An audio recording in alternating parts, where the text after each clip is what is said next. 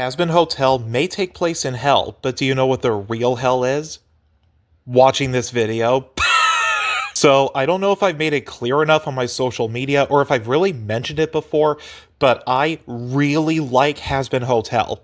I followed VivziePop's work ever since the original Hazbin pilot started blowing up, eagerly anticipating every new episode of Hell of a Boss and making sure to see every single one the day they drop, as well as keeping up to date on whatever was going on with Hazbin. What was quite literally my most anticipated show of all time lived up to the hype in every possible way, and with Season 2 on the horizon as of the time I'm writing this, it goes without saying that I'll be seated for it on day one. But this isn't a review of Hazbin Hotel exactly. That's for next time. No, today I'll be talking about this, possibly the most infamous Hazbin Hotel video that didn't come from PK Russell. Or Beansy time. This is Michael Knowles, a reporter for conservative media outlet The Daily Wire, and that right there should tell you exactly what to expect going into this. Someone from a media outlet known for its hardcore Christian beliefs and opposition to LGBT rights covering a show that takes place in hell and features a slew of LGBT characters. This can only go so well. Now, this video did come out nearly 2 years ago, right around the time that Hazbin had its official premiere on Prime Video, and as you can expect, plenty of people have given their 2 cents on the insanity on display here. This then begs the question, why, Lexi, are you deciding to respond to it now of all times?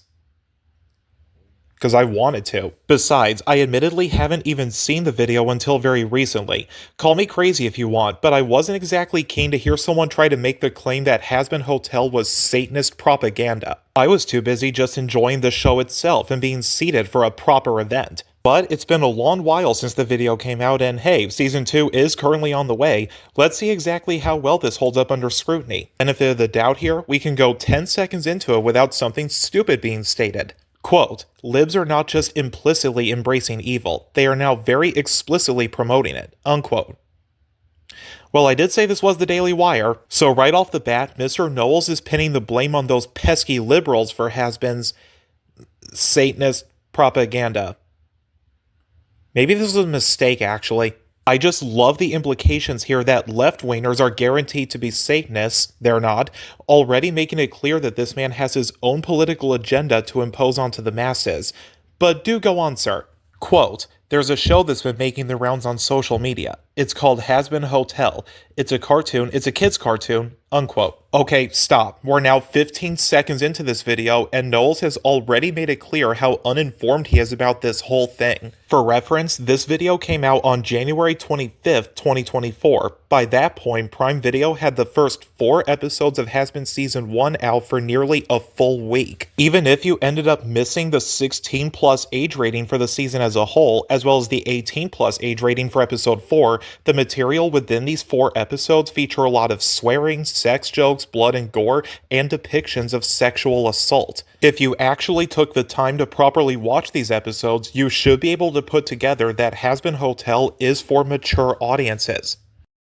The implication that it being animated means it must be for kids doesn't exactly help matters. But that's only the first half of Michael's stance on this. We're going to put a pin on the adult subject matter and kids cartoon claims for now. Let's continue. Michael goes on to say that the show is a defense of the devil, put a pin in that as well, we're going to come back to it, and then proceeds to play part of the intro to episode 1, where main protagonist Charlie Morningstar is giving the backstory behind heaven, Lucifer's time living there, and the subsequent creation of hell. Put simply, Lucifer was an angel that had fantastical ideas for creation, but was shunned by the other angels who saw his views as going against the order of their world. This left Lucifer himself being able to do nothing but watch the others influence the world in their ways. Now, according to my research, this isn't biblically accurate. The story relates that Lucifer was God's favorite angel before Lucifer betrayed him and attempted to overthrow him, leading to his being fallen. With Knowles being the big religious man that he is, this difference should have clued him into the idea that Hazbin isn't trying to be biblically accurate.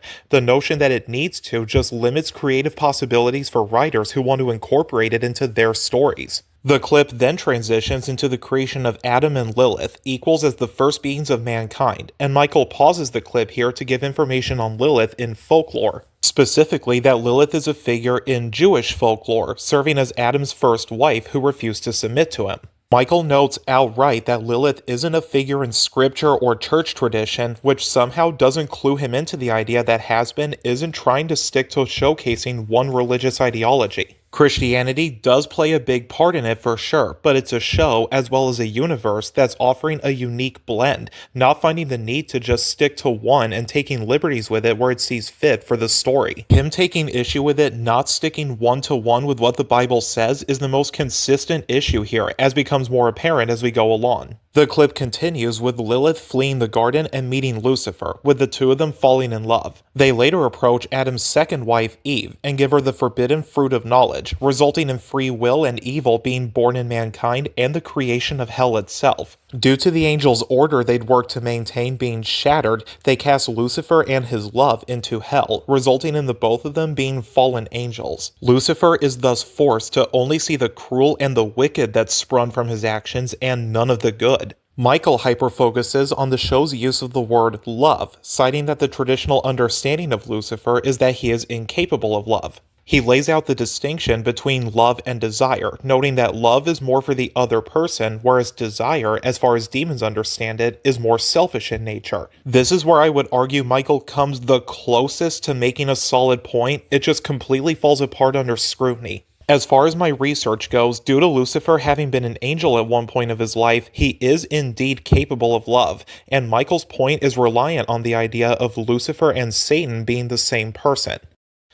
There are sects of Christianity that do follow that, so I'm not judging him based on that. In this instance, though, this is where my encyclopedic knowledge of the Helliverse comes in handy. In Vivian Medrano's Helliverse, Lucifer and Satan are not the same person.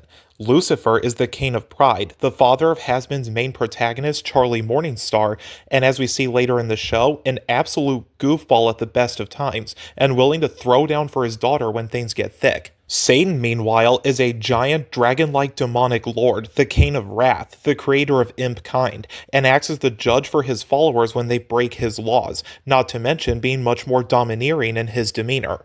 Now, based on this video, it's fairly obvious that Michael only saw most of Hazbin's first episode's opening narration, but I'm going to take a wild guess and say that he's also not a Chad Helvaboss enjoyer. At the time Hazbin's first season was airing, we had yet to physically see Satan and Helva, so he wouldn't have had a visual comparison to make. But even before that, Helvaboss had offered plenty of evidence and hints that Lucifer and Satan are different people. This is due to how the imps in that show refer to Satan, using his name as a replacement for how we would use God, like, "Oh thanks Satan." I'm not admonishing Michael for not being perfectly in tune with Helliverse lore, but this is a case where the bare minimum research into it would have hopefully cleared this up. Michael also pauses the clip at Lucifer not being able to see the good in humanity and takes issue with it, framing him as a hero, but completely ignores the latter half where he's forced to only see the bad. Introducing free will to humanity does indeed make them more capable of evil, I'm not denying that. But just like humans have the free will to commit evil acts, they also have the free will to do good, and Michael ignoring that doesn't exactly paint the best picture. He lets the clip go on until it mentions Lilith using her gift of song to empower demonkind, and then Michael just kinda stops the clip there. As far as I can tell, this is as far into the show as he saw, which is really telling of how much care and research was put into this video. But there are about 4 minutes left in the video, so what else could he have to talk about? Well, he kicks off by citing that Lilith is treated as an equal to Adam, also noting that Eve was also treated as an equal since she came from his rib, right from the middle of his body. The issue he cites here is that as Hazbin is presenting the story, it's giving a mix of Satanism and feminism. The former I've already debunked, and giving the latter as a knock against the show is very revealing of his own agenda that he's pushing. Feminism, by definition, is a belief in and advocacy for women's rights, not letting their sex define their level of agency. Michael's implication that Lilith defying Adam after he demanded she do his bidding is a bad thing is, Kinda troubling, if you ask me. But next up is another crown jewel. Remember that comment of his in the beginning where he claims that Hazbin Hotel is a kid's cartoon? Well, it's time to pull that pin out because he actually follows up on that right here. Quote, "The show is listed as being for mature audiences, but do you really think kids aren't going to watch that show?" Unquote. I have questions. First off, you literally stated at the beginning of this video that Hazbin Hotel is a kid's cartoon, and now you're contradicting yourself by stating that it's intended for adults. Even putting aside the all animation is for kids myth that you were pushing, how do you say these two different things unironically in the exact same video? I also love the fact that he's bringing up the possibility of kids stumbling into it and watching it, and he's blaming Amazon for that, because their parents are in no way responsible for what their kids end up watching online or on streaming services. Not at all. This man has 3 sons, so it really feels like he's deflecting any responsibility on his part in this matter. He goes on to say that South Park is for mature audiences and a bunch of kids watched that show, himself included. Now, I was allowed to watch South Park as a kid as well, but are we going to blame Comedy Central for that? Is it explicitly their fault that I got to watch an adult cartoon like that at such a young age? It's also hilarious that he uses South Park as his other example because, well, quote, "Though there's some naughty stuff in South Park, relatively to the rest of the culture, it's not so bad, because South Park has a broadly normal and conservative message," unquote. Tell me you don't understand South Park without telling me you don't understand South Park. Okay, even putting aside that the notion of South Park having a broadly conservative message is just blatantly wrong, there are 2 hilarious ironies on display by him propping that show up. First off, he's sitting there in that fancy-ass room trying to blame Amazon for the possibility of kids watching Hazbin and the influence it can have on them. The South Park movie was explicitly mocking that exact mindset. Something tells me the point of that movie flew completely over his head. Second, one of his points of contention with Hazbin is the idea that Lucifer, and by extension Satan, is incapable of love. South Park has depicted Satan in a romantic relationship with Saddam Hussein, and while desire does play a part in it, it's largely played like a legitimate romance.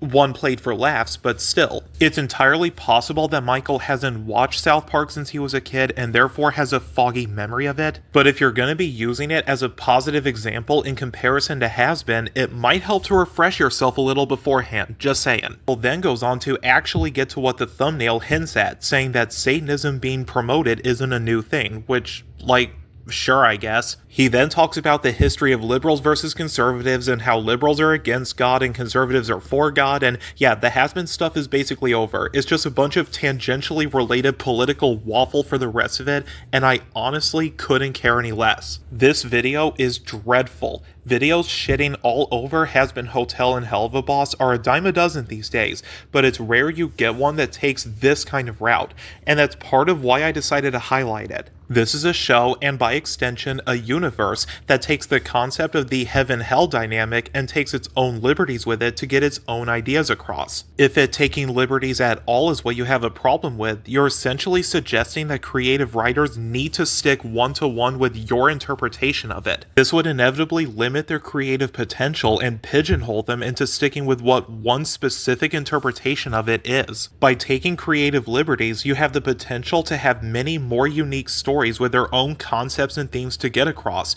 which is never a bad thing if you ask me. Also, this is fiction, as in not real. I'm pretty sure adults can tell the difference between what's real and what isn't unless you're Star Giant Productions. Anyway, that's all for this video. Thanks for watching, and I'll see you next time. Consider this a precursor to me tackling Hazbin Hotel and Hell of a Boss proper, but I'll go more into that later. Until then, watch Kith. It's peak fiction.